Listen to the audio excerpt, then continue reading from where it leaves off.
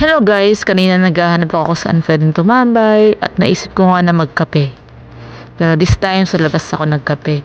At dito nga ako napadpad sa Cafe Real sa Santa Rosa, Laguna siya sa Barangay Kanluran. So kung gusto nyo ma-experience din yung Cafe Real, so pumunta lang kayo dito sa address na sinabi ko. Ito, pwede kang mag-dine in, may mga tables at saka may umbrella kapag umulan. Tapos, meron silang mga snacks dun sa part na yun, sa bandang dulo. May burger, fries, at meron din silang mga pastries dyan, guys, sa nakikita yung stall.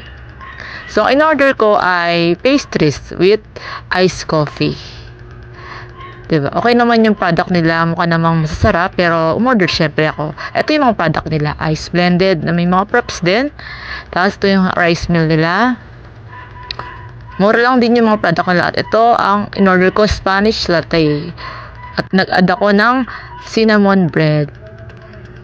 Our favorite cinnamon bread. Meron silang cupcake, pero hindi ko trip ang cupcake. So, cinnamon bread ang aking binili. Kasi nga, favorite. So, ito yung Spanish latte na in-order ko. Sakto lang yung lasa niya. Hindi siya ganun kapait. Hindi siya ganun katamis. Sakto lang siya.